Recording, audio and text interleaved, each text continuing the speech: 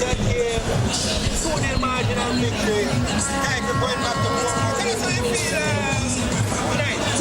I mean, it's a great feeling. It's a tremendous feeling to come tonight and win this, get this victory. It means so much to me. And tell us how much it means. I mean, it's been a while since I've won a trophy, so it's a tremendous feeling. And this can really lift the club back to those glory days, moving Tigers. I think this can really lift back the club now to really inspire more players to come out, that Portmore is back and big time. I mean, Portmore is always the champion team, so we can't stay down for long. So we just have to keep going.